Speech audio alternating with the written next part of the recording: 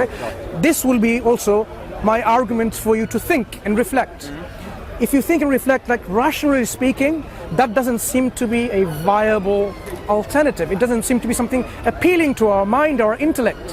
What appeals rather that non-existence cannot come into existence. There has to be something that brought this existence into its existence. So what makes sense is there has always been something in existence, because otherwise we have the problem of like nothing creates something, nothing generates something, when we know that it doesn't make sense. So this to recourse to this scientific nothing using the definitions of Lawrence Krauss doesn't help, because we can bring Lawrence Krauss back to the real definition of nothing, what we mean by nothing. Nothing is nothing. Absolutely absence of everything.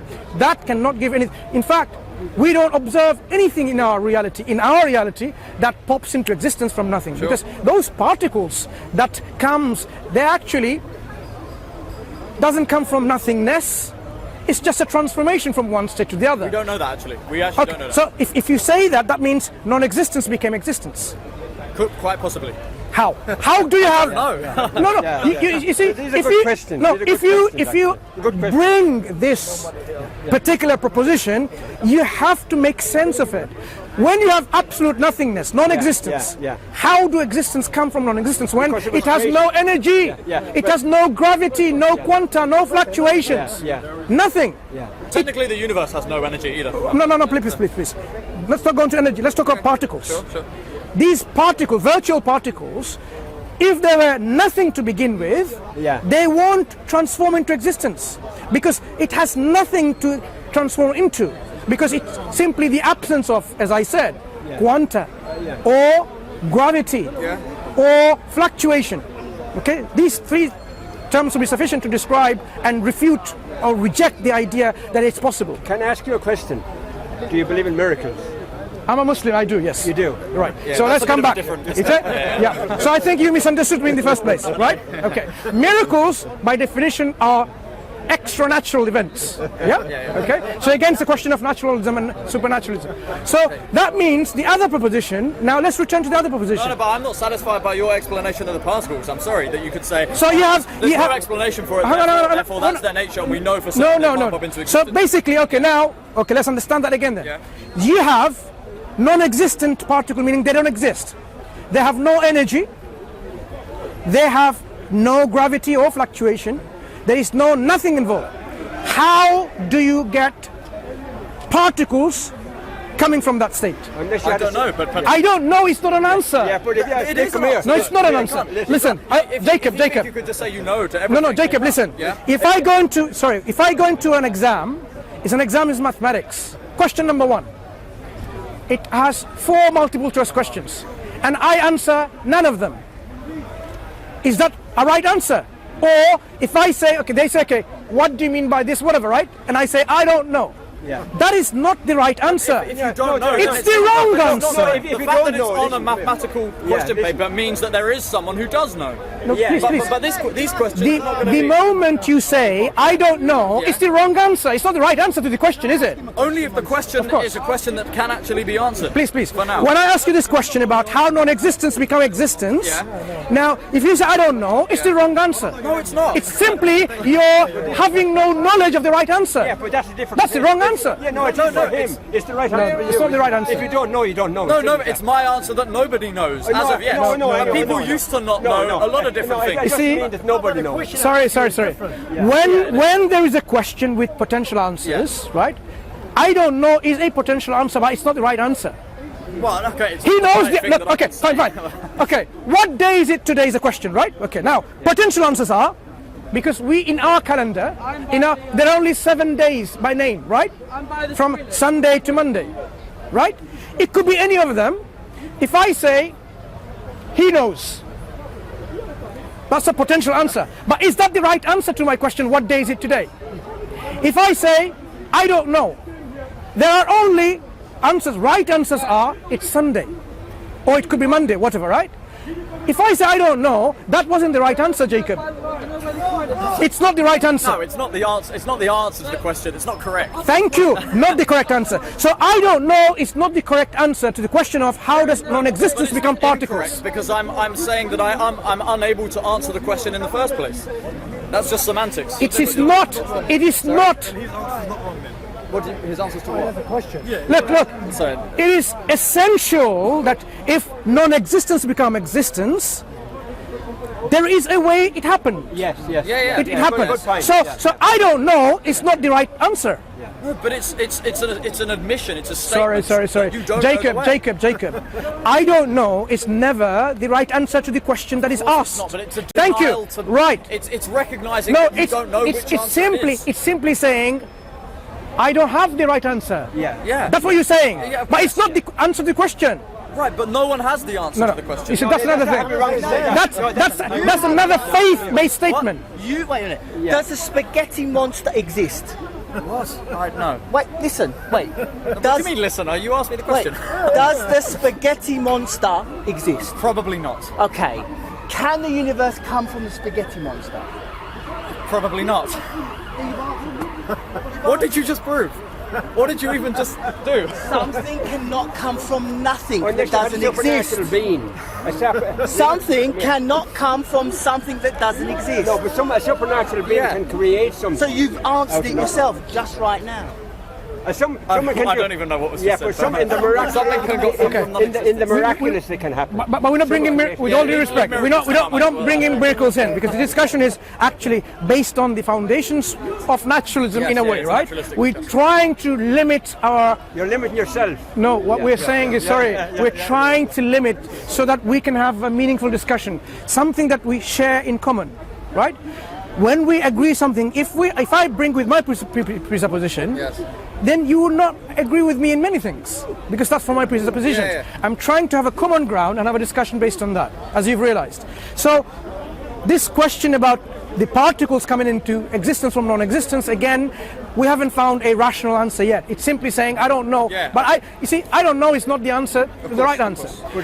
So what it means Have then, we closed us off to the answer? what we're discussing is the other alternative, which I am proposing. Okay. It makes sense that something always exists. Because if it didn't always exist, the same question applies. How do you get non-existence from existence? It simply doesn't make any sense from whatever tools that we have. Right. From my position, though, basically, there's no explanation that makes sense. Are you okay? So- Do you agree science is based on rational foundation? Yes. Right. So use that.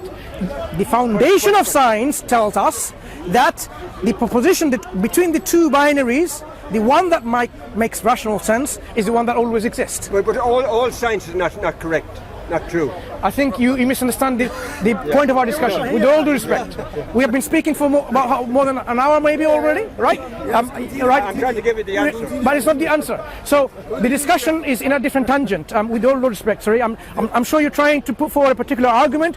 I'm not It's a providing. conversation for another day, I think. Yeah. I mean, you're more than welcome to discuss. Yeah. Please, you're more than welcome to discuss. Yeah. But on this particular discussion, I am just saying, because we want to make it short.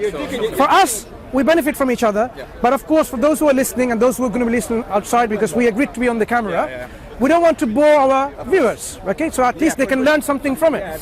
So we're going to summarize them. The other alternative, once we finish, we can Yeah, bring. but what you have to say is, well, Please, other alternatives. Hang on. No, but what you have to say is, well, we could be wrong, you see. We could be wrong, you see, when you're making No, I am saying when we have come to two binaries, the position of being wrong is actually minimized already, because there is only two binaries. Because what we have, remember, the tools that we have is the tools that we're using. If you don't trust your tools and say anything is possible, everything is possible, that means actually you can turn into something that you're not, like a fence. It's possible. Everything is possible with God, is saying. That's what you say. It's possible, right? But I am saying, in this kind of concept, everything is possible. That means any discussion, any argumentation, anything is meaningless. Yes, Absolutely, it has no meaning, because the words don't have meaning anymore. Because when I say death, it could mean potato. It could mean anything, right? So it will be a meaningless exercise. So we have to turn back to the upper position of the first binary option, which is something. Can someone who's smoking please don't smoke? But you see that there's more meaning to life. Meaning to life. You have to think My about friend, once we finish in the next 5 minutes or so, you can have a discussion if you wish, but let's wrap this up, please. Yeah. So, the other alternative, which I am saying, there has to be always something. What we say is, this always something is the one who eventually gave rise to our creation, us, our existence. You asked me a question before, did this creator God create from absolute nothingness, like ex nihilo, creation ex nihilo, or did he create something, or did he create something of himself? What we say in Islam, Allah created this universe and everything with his word. He says, kun fayakun, be and it is. So it wasn't just nothing, this word of God involved, which the nature of which we may not even understand, but something is involved in the creative word of God. When you press the remote, a button on your remote, your TV switches on, your curtains opens or closes, depending on how much you have, high tech at your home, right? Something happens when you press. When God says be kun, he uses his word. Something happens. Yeah, there's a cause. Yeah? So, yes. Something happens. So this is our position. I know. And I would argue, perhaps it's a discussion from another time, that this position makes sense, more sense than any other position. In fact, there's only only one more position, right? And it makes sense to that. That's why from there, if you then take from there and expand, and okay, fine, if this is the case, most rational explanation. Who is this God that was always there? Who is this creator that's always there without the beginning? How is it so, and so on? That's the next step to talk about. How is this always existent being exist? I mean, yeah, it has to exist because that's the rational explanation, but how so? We can discuss this and come to this conclusion. And this is why the Quran, one of the important an aspect the Quran highlights and focuses on is this understanding of this God, this being, which was always in existence. Al-Awwal and Al-Akhir, he's the first, meaning there's no first before him. Last, meaning there's nothing after him. He's the originator. Badi'u as-samawati wal ard. He's the one who brought everything into existence. How this is explained in the Quran, so that we can reflect and say, actually, do these attributes or concepts or characteristics of this being make sense or not? And this is the role of the mind to actually see. If it does, then you have found your answer. If it doesn't, then we can discuss. Yeah, I'm basically on the same page. Yeah, this is a frustrating. I know you want to wrap this up. I basically agree with everything you said. I just choose not to call that God or Allah. I basically just call it existence instead, or the cosmos or whatever it is. So like the fact that you can conceptualize him, that's fine with me. I basically have the same concept. I just don't give it that kind of godly attribute. But, sure. But thank you. So we have come to at least one understanding and an agreement that there seems to be something, it makes sense to be something always been there, but as to the nature of this something, the characteristics of this something. Remember someone asked a question earlier, is this universe conscious? Meaning this thing, thank you, is this conscious or not? So likewise, next stage of discussion, if we are willing to have this discussion, is how is this characteristics applicable to this something, either its creator or the creation itself. Okay. So it's been a pleasure speaking to you. Okay. And I didn't want to somehow belittle your technical terms. The reason why, because we will lose people who are listening to us and they want to understand. Because only if you are literate in the sciences of physics or mathematics or cosmology, then you will understand what we're saying. I appreciate. I appreciate you bringing this in, but we'll try to make it into a very, layman's terms so that we understand, and we can, and that is one of the a great task for scientists and philosophers to bring this understanding that they have to us, so that we can understand. I mean, I'll watch this back and try and perhaps rehash my argument in terms of layman terms for next time. But you take care. Thank you very much. You take. Thank you. Where's my bag gone?